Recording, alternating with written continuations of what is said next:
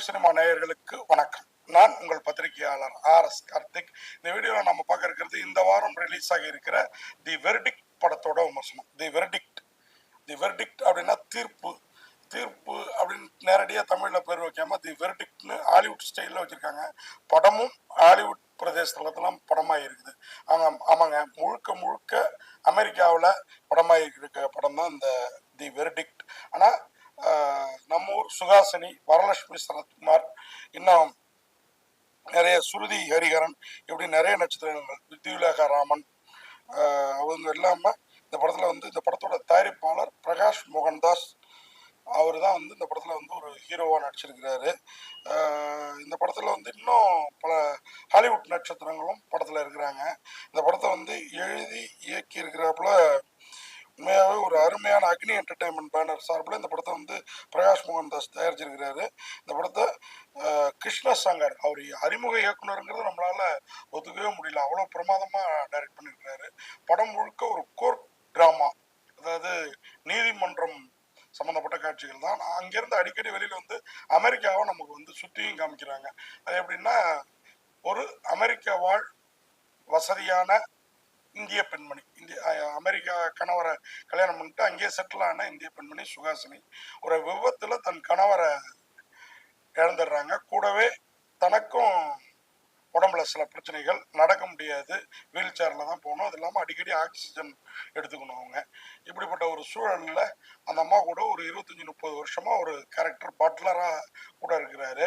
அவர் அப்பப்போ சில நிதி ஆலோசனைகள், எந்த பங்கு வாங்கலாம், எதை விற்கலாம் அப்படிங்கிறதெல்லாம் கொடுத்துட்டு இருக்காரு. இந்த நிலையில் ஒரு 3 ஆண்டுகளுக்கு முன்னாடி அந்த பெண்மணிக்கு ஒரு ஷாப்பிங் மாலில் ஒரு பெண் அறிமுகமாகிறா, ஒரு இளம் பெண். அவளை பார்த்தோன்னே இவங்களுக்கு பிடிச்சி போயிடுது. அவளை பார்வையோ ஏதோ ஒன்று இவங்களுக்கு ஏதோ அவருடைய மகள் மாதிரி ஒரு ஃபீல் கொடுத்துருது.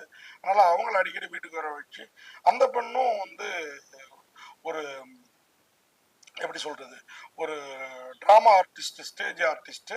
அது இல்லாமல் இந்த மாதிரி பங்கு பரிவர்த்தனைகளில் எதை வாங்கலாம், எதை விற்கலாங்கிற நல்ல குட்டு ஐடியா குடிக்கிற ஒரு லேடியாக இருக்கிறாங்க.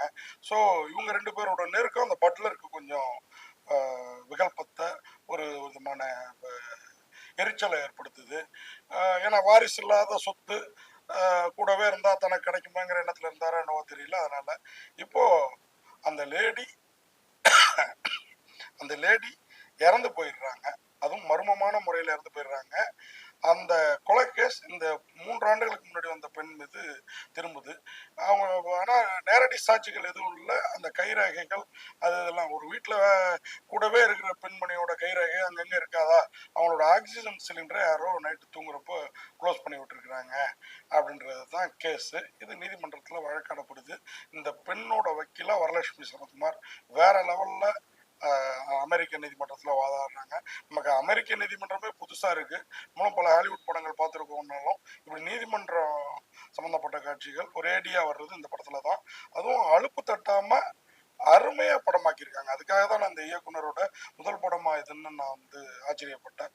அப்போது வரலட்சுமி சரத்குமார் அந்த லேடியை நிரபராதின்னு நிரூபித்து வெளியில் கொண்டு வந்தாங்களா, உண்மையான குற்றவாளி யாருன்னு அமெரிக்க போலீஸும் நீதிமன்றமும் கண்டுபிடிச்சதா அப்படிங்கிறதுக்கெல்லாம் வித்தியாசமாகவும் விறுவிறுப்பாகவும் சொல்லியிருக்கிறது மட்டும் இல்லாமல், இந்த லேடிக்கு அந்த அம்மணி எழுதி வச்ச உயில் கூடவே ஒரு கணவராக வரப்போறவருக்கும் கிடைச்சதா இல்லையா, இதில் உண்மையாக சதி செயலில் ஈடுபட்டது அந்த பட்லரா இல்லை வேறு யாருமா அப்படிங்கிறதெல்லாம் வேற லெவலில் படமாக்கி இருக்கிறாங்க. அது கூடவே நமக்கு அந்த அமெரிக்கா ஆச்சரியமூட்டும் விஷயங்கள் எல்லாம் அங்கங்கே காட்டுறதும் ரொம்ப சிறப்பாக இருக்குது இந்த படத்தில். அதோட வரலட்சுமி சரத்குமாரோட நடிப்பு அவ்வளோ பிரமாதமாக இருக்குது. அது மாதிரி சுருதி ஹரிஹரன் நிபுணன் படத்துக்கு அப்புறம் இப்போ தான் அந்த அம்மனையை பார்க்குறோம், வேற லெவலில் பண்ணியிருக்கிறாங்க. அந்த ஒரு குற்றவாளியாக 4 மாதங்கள் தண்டனை பெற்று சிறையில் நின்று நீதிமன்றத்தில் அவங்க நிற்கிறது, அந்த ஆரஞ்சு கலர் ட்ரெஸ்ஸோடு அவங்க உட்கார்றது போகிறது வர்றது, அதுமாதிரி அந்த அமெரிக்க வக்கீல், அரசு தரப்பு வக்கீல், அந்த லேடி எல்லோருமே சிறப்பாக பண்ணியிருக்காங்க. இந்த அமெரிக்க நீதிமன்றத்தில் என்ன ஒரு சிறப்புனா, நடுவர் மன்றம்னு ஒன்று தனியாக இருக்குது. அது இந்த கேஸை அப்படியே அனலைஸ் பண்ணி இவங்க வாதாடுறப்போ இவங்க குற்றவாளி இல்லை குற்றவாளி அப்படிங்கிறத தீர்மானிக்குது. அதை ஏற்றுக்கிட்டு தான் நீதிபதியே தீர்ப்பு சொல்கிறாருங்கிறதுலாம் வேற லெவலில் இருக்குது. தி வெர்டிக்ட் உண்மையாகவே வேற லெவல் தீர்ப்பு அப்படின்னு சொல்லலாம். அக்னி என்டர்டைன்மெண்ட் பேனரில் இந்த படத்தை வந்து பிரகாஷ் மோகன்தாஸ் தான் தயாரிச்சிருக்கிறாரு. அவர் தான் இதில் வந்து அந்த ஸ்ருதிகரியனோட லவ்வராகவும் இன்னும் விட்டா வித்யுல்லா ரஹ்மானா கூட விட மாட்டார் போட்டு இருக்குது, அப்படி ஒரு கேரக்டராக இருக்கிறாரு. அப்புறம் கொஞ்ச நேரம் கழிச்சு வரலட்சுமி சரத்குமாருக்கும் ரூட்டு போடுற ஒரு கேரக்டராகவும் இருக்கிறாரு. இதன் பயன் அவர் என்ன அடைஞ்சாருங்கிறதெல்லாம் நீங்கள் படம் பார்த்து தெரிஞ்சுக்கிங்க. வேற லெவல் பண்ணியிருக்காங்க. எதிர்பார்க்காத திருப்பங்கள், யூகிக்க முடியாத மர்மங்கள், முடிச்சுகள் எல்லாம் இருக்கிற மாதிரி ஒரு படம் அருமையாக பண்ணியிருக்கிறாங்க. அமெரிக்காவிலே படமாக இருந்தது.